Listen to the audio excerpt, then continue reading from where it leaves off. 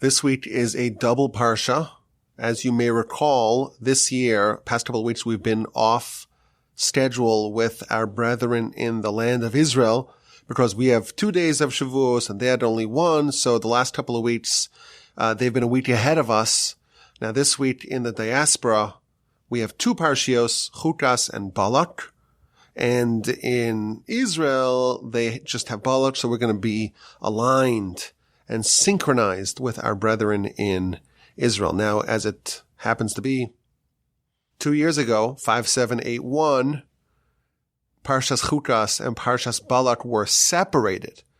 So I have a little dilemma, a little problem.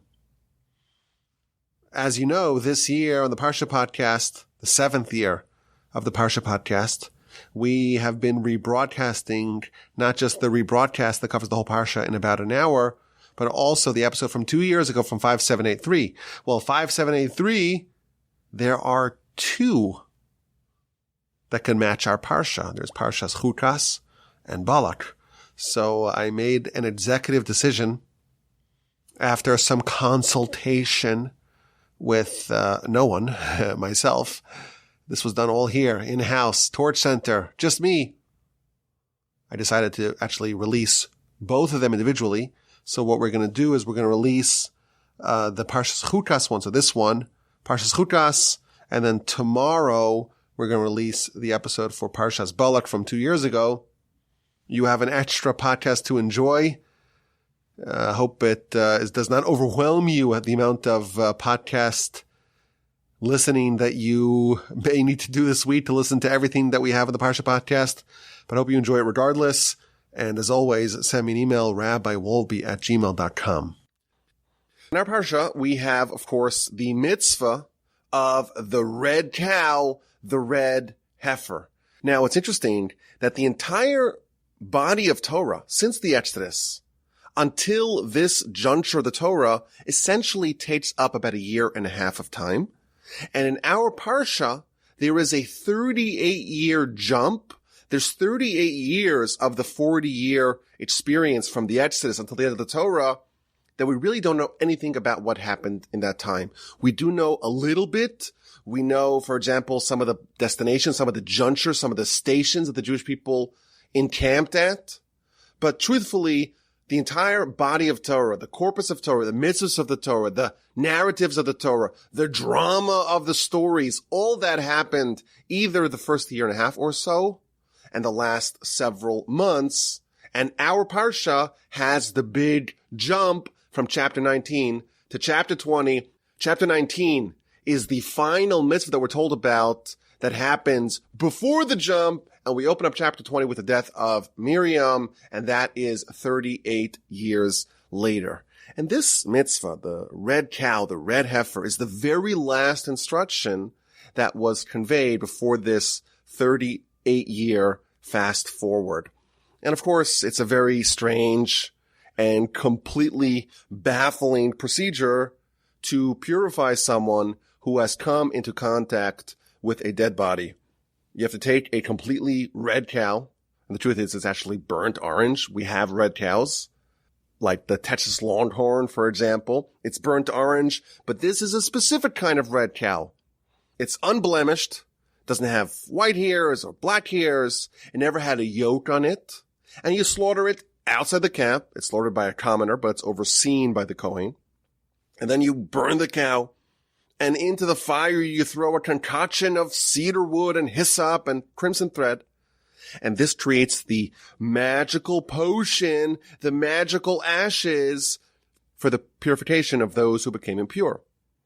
And these ashes are sprinkled together with some fresh water upon someone who was in contact with a dead person over the course of their 7-year purification process. And quite intriguingly, the person who sprinkles the ashes, and really the people that are involved in every stage of this purification process, they themselves become impure until nightfall. So we read it and it's totally mystifying. It makes no sense to us. We don't have really a way of understanding. And indeed, it is classified as a chok, as part of a class of mitzvos that are completely beyond human intellect.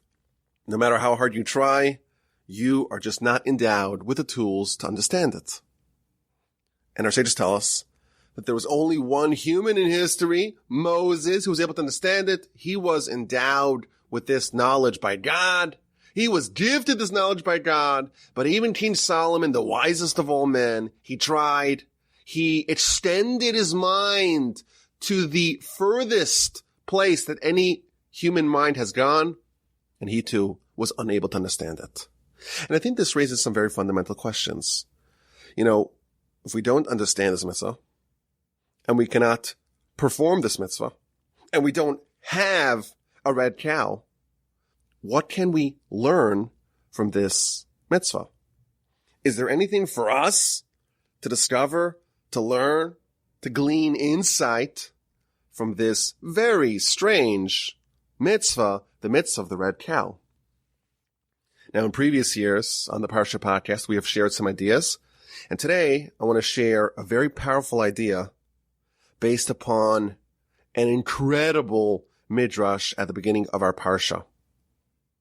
This Midrash is oriented around this incomprehensible chok, this notion that there are things that do not make sense to us, and they're the product, the handiwork of God.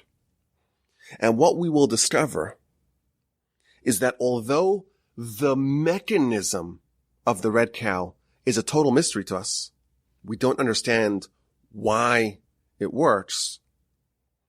It's part of an observable phenomenon that exists in the red cow and elsewhere too. Meaning that although we don't understand why the red cow works, the fact that it does work and the fact that we see examples of the same kind of transformation in other areas could be very valuable information for us. So let's open up the Midrash. The Midrash begins by quoting a verse in Job in Scripture. And the verse says, this is Job 14:4, Mi yitain tahor mitameh. Who can extract purity from impurity? Is it not God? Who is able to do this, to extract purity from impurity? That's only God. And he gives some examples. Abraham, the most pure of all men, came from Terach, the most impure of all men. And Chizkiah came from Achaz. And Josiah, king of Judah, came from Ammon. And Mordechai from Shimi. And the Israelites from their idolatrous antecedents. And Olam Haba, the supreme idyllic world to come, the spiritual world to come, from this world. Who did this, says the Midrash? Who commanded this? Who decreed this? Is it not the one and only God? There's something that's so inexplicable to us. To extract holiness out of impurity, that's only the handiwork of God. Again, how it works, we can't understand. But to discover that such a phenomenon exists is a major discovery that can be quite transformational in our lives. And again, the Midrash finds this verse in Job to be the best explanation of the mystery of the red cow. How can purification come from this red cow? How can a person be cleansed from their impurity with a red cow? Now, we also know that red is associated with Esav, Jacob's twin brother. It's associated with judgment. Kabbalistically, the cow is associated with judgment. It has no yoke. There's a certain refusal to submit to the higher authority of God. This is not the kind of animal that we would think will be the one to provide purification and cleansing. This is an animal that we would think is quite impure. Yet, who extracts purity from impurity? That's the handiwork of God. From this red comes purification. And again, the verse in Job spells it out. Who will extract purity from impurity? It's only the one God. This is something that only God can do. It doesn't make sense to us. And it gives us some examples. The great patriarch Abraham came from Terach. Terach, his father, was one of the worst humans in history. He was a purveyor of idolatry. He was a wholesaler of idols. And when Abraham, his son, rejected idolatry, Terach, his father, tried to have his own son, Abraham, burned alive in a furnace because he rejected idolatry. This is a barbaric beast we're talking about here. And who comes from Terach? Abraham, the pillar of the world, the most transformative person in human history, the person who changed the tide of civilization, the person who brought God into this world, the person who ended the era of darkness in the world. How does Abraham emerge from Terach? Typically, children inherit the qualities of their parents. It's a total mystery to us, as much as the red cow. Only God knows how that happens. Who can extract purity from impurity? Only God. And again, for us, we see this phenomenon again. From the darkest, most spiritually deficient source comes the brightest beacon of light. How did Abraham come from Terach? Only God can pull that off. How does purity come from a red cow? Only God can pull that off. And there's another point being implied here. Very deep idea. Only the red cow can provide this kind of purification. Nothing else will work. You could find the nicest, most peaceful white dove, and you try to do to it what you do to the red cow, and it doesn't work. It's almost like it had to be from this impure source where the purification came from. Similarly, we could surmise that Abraham could not have emerged from a regular, nice Jewish family, gone to Jewish summer camps, and given a good, robust Jewish education. If he had that background, he would not have become Abraham. That's what is implied in this Midrash. It's only because his father was one of the worst people in the world and one of the worst idolaters in history that Abraham became Abraham. Abraham had to emerge from this dark abyss. He could not have come from any other place. Again, the Midrash brings a bunch of examples. One of the examples is Olam Haba, the world to come. This idyllic and spiritual world emerges from this world, from this physical world, from this world where the spiritual is often ignored, from this world that is often cruel. The world to come, the spiritual world, can only emerge from this world. This is the big secret of the red heifer. The luscious tree with its luscious fruits cannot grow before the inedible seed is put into the inedible soil, and it rots, and it decomposes, and you have this decomposing mush in the ground, and only from that inglorious place can a tree emerge from. Does this make sense to us? Absolutely not. For us, it's a chok. Only God can pull these wonderful things out of such problematic origins. Now, I think if you look all over our Parsha, you find this theme everywhere. So we have this red cow, and from it comes purification. And then we have the death of Miriam, and from that, Rashi tells us, we get atonement. From a very dark place, a very sad place, a very unfortunate place, comes something very good. And then Moshe hits a rock, and it's a flinty stone, it's very dry, and what comes out of that? Water for the entire nation. And then there's snakes attacking people, And the way to solve it is to make a copper snake, and from the snake comes healing. So it's safe to say that this idea is a major theme of our Parsha. But in truth, it appears in many places in Jewish literature and Jewish philosophy. So for example, there's a very interesting Talmud in the book of Sanhedrin, page 96b, and found elsewhere in the Talmud. It tells us that there were a bunch of villains of Jewish history who either themselves or their descendants actually became converts and became Jews and became close allies of our people. So it begins with Nebuzaradan. Nebuzaradan was the Babylonian general who destroyed Judah and Jerusalem.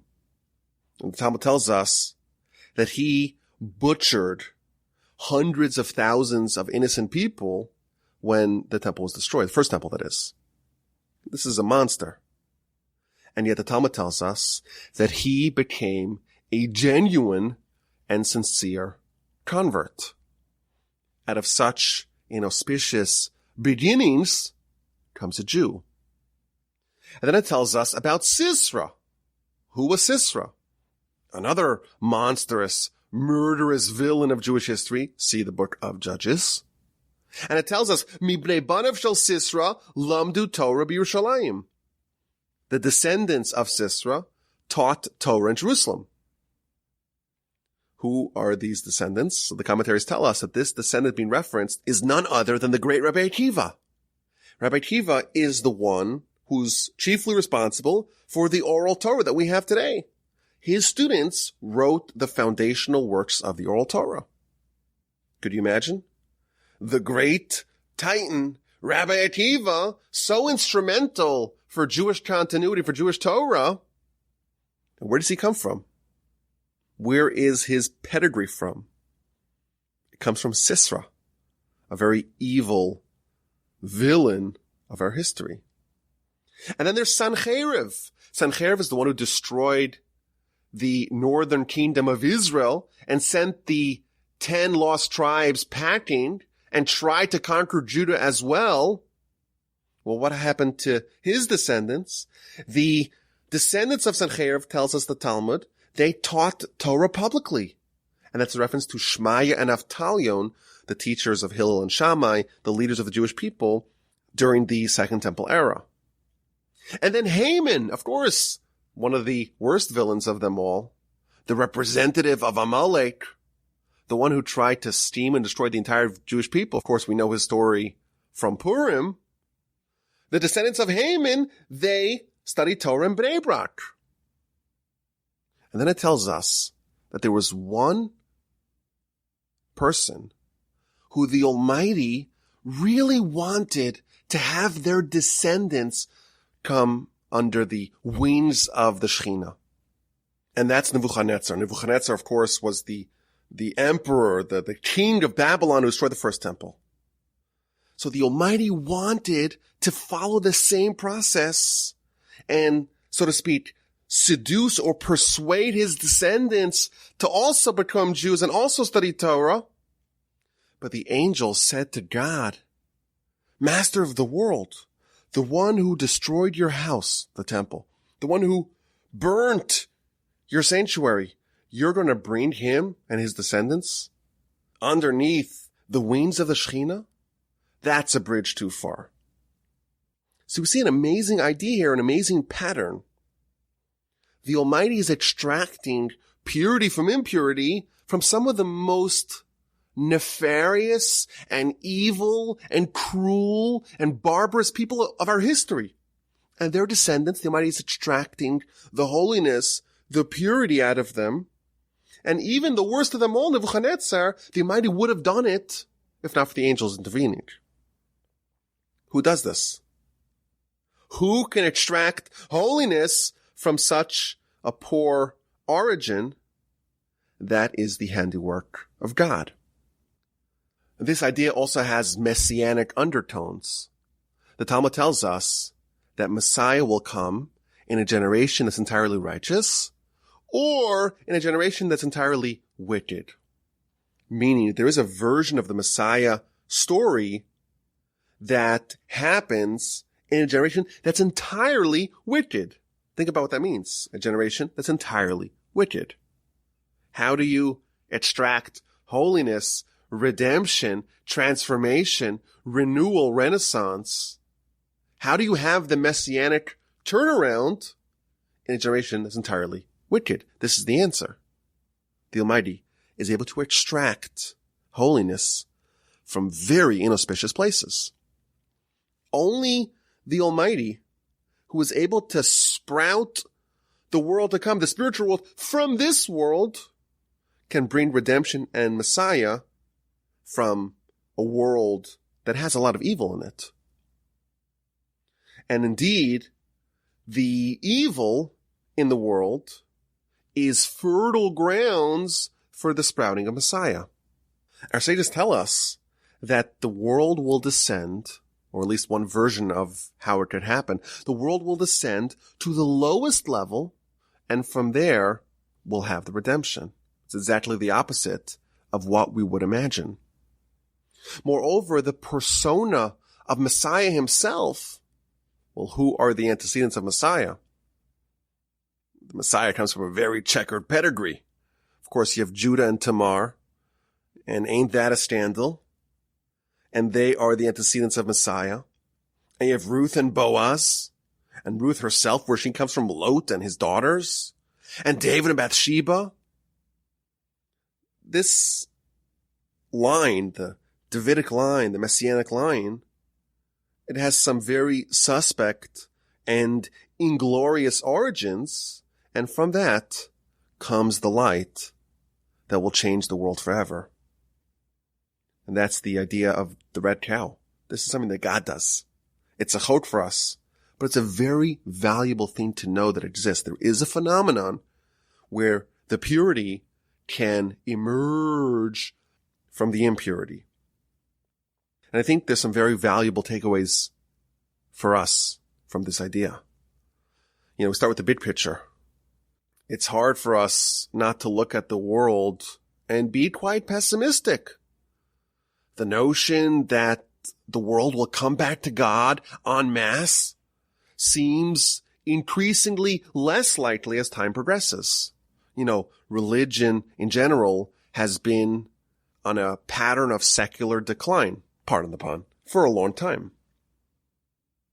But this idea gives us comfort. Ironically, the further into the abyss humanity drifts, the more likely it is that they will experience a complete and unexpected turnaround. And I think on a personal level, this is also true as well. There is this phenomenon that makes no sense to us, but it's featured everywhere we see. And I only brought some examples. There's many other examples that are found in Jewish literature and philosophy. Our purity and our holiness and our greatness comes from the least expected sources. And you can examine yourself. And if you were to be very honest with yourself, you know that you have major flaws. And I'll tell you a secret. That is the human condition. Congratulations. You are a human. You have flaws. And that may intimidate you. And that may cause you to want to give up. Oh, I'll never become the person that I want to become. I'll never achieve greatness. I'll never be exceptional. I'll always be average. But you have to remember that there's something within you that's holier than the holiest angels. You have a soul. And from the fertile grounds of your body can emerge this transformed human, because specifically married to your body and your inclinations and your whims and your shortcomings and all your bad character and your biases and maybe some bad and dangerous thoughts that you have. Married to that is the opportunity to become incredibly, transformatively great. And on a more specific level, the areas of our lives that we struggle with the most are specifically the areas that we have the greatest abilities. If you're still in the game, nothing about your past can stop you. There may be a point in time where people reach a point of no return. Even amongst nations, there's a point, once they reach a point of no return, they're done. But as long as you are still in the game, you're still alive, you still have the ability to transform yourself. And it means that the greatness destined for you by the Almighty, because, again, if you're a human, the Almighty expects you to become great. And if you're alive, it means you still have a shot at that. Because if you had no shot at that, it means your life is a failure and the Almighty would unplug you, so to speak. You wouldn't be here. If you were here, if you're alive, you could still get there. And those flaws are belying the great and transformative ability that you have. To the degree of a person's impurity is the degree of their latent holy potential. Our sages tell us that we have to love God with both our good inclination and our bad inclination. Ve'ahavta Hashem Elokecha, you shall love Hashem your God, the verse, of course, in the Shema. B'chol levavcha, with all your hearts, says the Talmud. It means with your good heart and your bad heart, i.e. with your good inclination and your bad inclination. How do you love God with your bad inclination? Isn't your bad inclination the thing that's trying to push you away from God? The Yetzer Hara is called the foreign God in Jewish literature. Yet we have to love God with our foreign God? This is the idea. We have to use our flaws and warts and shortcomings and checkered past and skeletons in the closet to love God. We have to take our weaknesses and realize that they are disguising our strengths. And in fact, the greatest overachievers are all people that either had or have glaring flaws. Without those flaws, you wouldn't be able to achieve your greatness. And again, we don't have a red cow. And we don't understand how the red cow does what it does. But this phenomenon of extracting purity from impurity is critical for us to achieve our greatness. Okay, let's get to this week's A and Q. Answers and questions. Now, if this is the first time you're listening, you say, well, what does it mean? Answers and questions. Isn't it supposed to be the opposite? Q&A, questions and answers? And the answer is yes. Typically, other people, if you listen to other podcasts, maybe they have Q&A. Here, we do A and Q, which means that me, the presenter, I'm going to ask you a question. You're the audience. And I'm asking you a question, and you have to give me the answers. Q&A is the opposite. You give me a question, and I give you the answer. Here, I give you the question, and you give me the answer. But wait a minute, Rabbi Wolbe, what if I want to give you a question? Well, there's an easy answer for that. If you want to give me a question, there's a perpetual Q&A. When you want to ask me a question, send me an email, rabbiwolbe@gmail.com. And just to make this easy, Wolbe is spelled W-O-L-B-E, rabbiwolbe@gmail.com, and that's how you do Q&A. But on the Parsha podcast, we do A and Q. I ask you the question, and if you have an answer, you could send me an email to the aforementioned email address, rabbiwolbe@gmail.com. Okay, here's this week's question. In our Parsha, we have an attack by snakes. They come and attack the Jewish people. The Jewish people are complaining. The trip that they're taking is exasperating for them. And they complain, and they start complaining about the manna again. And the Almighty sends snakes after them. And they run to Moshe, and they apologize, and they say, pray for us, and solve this problem. And they might tell Moshe, okay, make a snake, like out of metal, and put it up on a stick, put it up on a post, and whoever's bitten, you look up, you see the snake, and you will be healed. And indeed, Moshe makes the staff and makes the snake and puts it up, and whoever's bitten by the snake is healed. And of course, Rashi tells us that it wasn't the snake that was causing them to die, and it wasn't the snake that was causing them to live. When they looked up at the snake, and they looked up to heaven, and they remembered God, and they prayed to God, and that's why they got healed. But here's the question. If we have a problem, there's an epidemic of snakes coming to attack the people. And the people are regretful about what they did. They're repenting. And they might tell Moshe, okay, I want to solve the problem for them. Make a staff with a snake, put it in the middle of the camp, whoever's bitten, looks up at the snake, will be healed. Isn't there an easier solution? Why doesn't the Almighty, instead of having this solution of the metal snake, why doesn't he just eliminate the attackers, eliminate the serpents, eliminate the snakes? Why does the nation's repentance and Moshe's prayer, why does it yield only a remedy, but it doesn't remove the problem completely? That's the question. If you have an answer, send me an email, rabbi@ojibah.com. Okay. Last week, we had a question about the ketores, the incense, and why specifically the incense is the antidote to the angel of death and to plagues. And I was blown away by the Parsha podcast family. So many people hit the idea that I wanted to hear from them. And they remembered that the ketores is a very unique kind of offering. The ketores, the incense, is a mixture. It's a cocktail of 11 different spices, and they're mixed together, and that creates this wonderful aroma, this wonderful, beautiful, aromatic experience in the temple. But what's really interesting about these spices is that individually, none of them are as beautiful as the collected mix.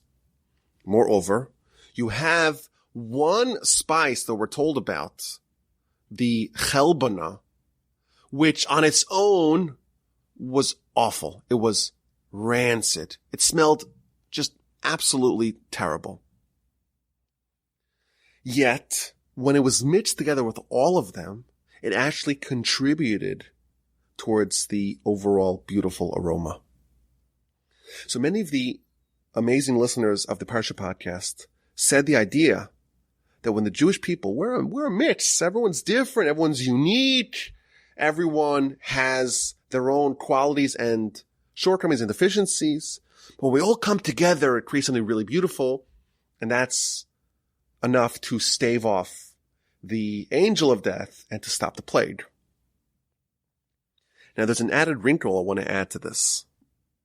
If you think about it, and this is, of course, pertinent to the pandemic, what exactly is a plague?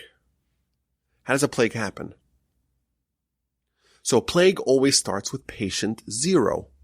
There's always the first person that gets the virus, and then they spread it to other people. So if you think about it, the ketores, the incense, is the exact inverse of the plague.